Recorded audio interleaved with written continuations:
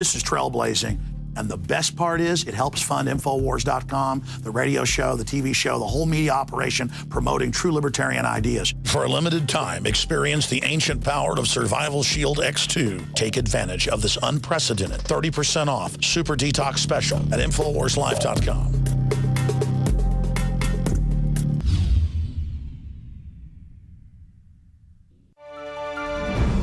Well, we've been covering the protests there in Marietta, California. Citizens there are very upset, actively stopping these buses that are bringing in all of these unaccompanied minor illegals. They're saying, we don't want this in our town. We don't want our taxpayer dollars to go and pay for this illegal activity. And of course, they've been in a face-off with La Raza the last few days, as well as pro-immigration activists that have really escalated the situation there. So we sent our reporters there to California, and now we're going to check in with Jakari Jackson for an update. So Jakari, describe to me the situation there on the ground in Marietta now. Well, that's like you said, Leanne, we're here in Marietta, California, the InfoWars crew, myself, Kid Daniels, and also Joe Biggs, and of course Josh, our cameraman. We're right outside the Border Patrol station. And this is the site where you've seen a lot of those videos, people blocking the streets, all these buses coming in, busing in the illegal aliens who are pretty much being transported by ICE, being transported by the Border Patrol. Many of these people are pretty much disgusted with their agencies right now. They say they don't want to be state-funded coyotes. They don't want to be the ones responsible bringing these people in here, especially the people who actually live in these communities, because I haven't had a chance to talk to the Border Patrol, the ICE agents personally, but some of the other people that have been here for a while, they say they have had a chance to talk to them, as well as the police department. And they say, you know, off the record, the police, the Border Patrol, the ICE agents, whoever, say mostly that they're not for, you know, bringing all these kids in here. And it's not a racial issue. It's just a fact that they can't support all these people. Because you think about these people, they may have 2 or 3 kids and the wife at home, and now they're being asked to support financially 2 or 3 more kids. You know, they can't do that. And it's just simple math. It's simple economics. And it's the same thing that we've seen in San Bernardino counties and also other places as well. Right, well, exactly. It's a calculated crisis, and no one calculated the cost of how much it's going to cost us, how we're actually going to go ahead and pay for this. And taxpayers are speaking out and saying, not my town, not my taxpayer dollars. And that's the whole thing. Because they just say, think of the kids, and people are like, well, I'm thinking about my kid. How am I going to feed my kid? How am I going to give my kid an education when we have these failing school systems with the No Child Left Behind? It's bad enough they're teaching them that, but then if they have to split the time to teach out these classes in Spanish, you know, then it leaves these other kids at a loss. So everybody's thinking about their children. They all want the best thing for the children, but taking on somebody else's financial responsibility isn't necessarily something that the people here in Marietta want to take on.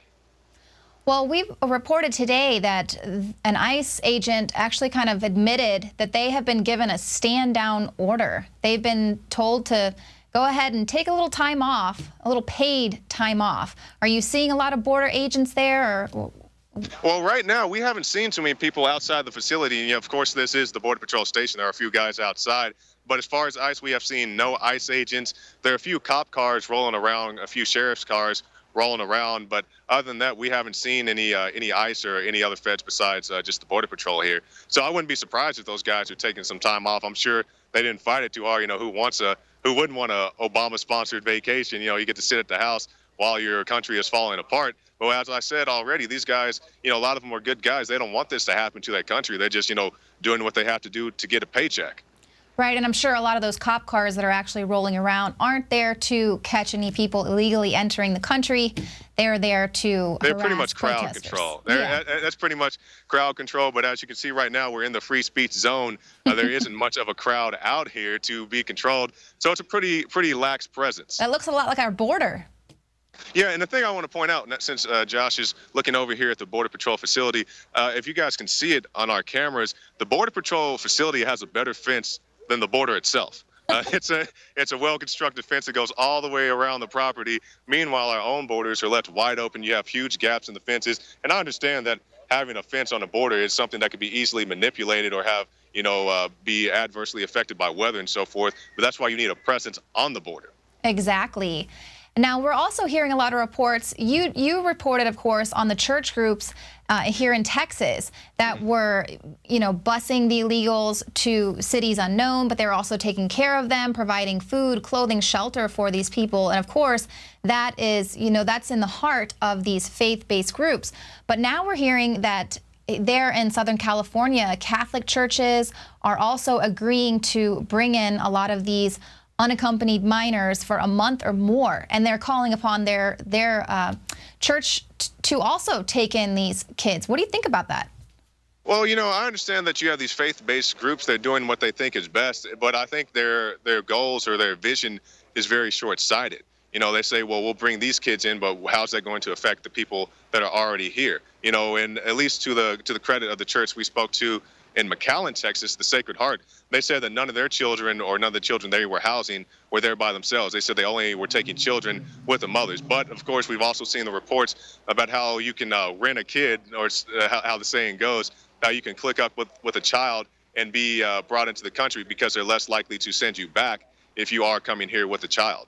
Right, and of course, according to the DREAM Act, those children can be up to 31 years of age. Yes, which is completely ridiculous that you can consider a grown man or woman a child just because they're under the DREAM Act. Right, asylum for everyone.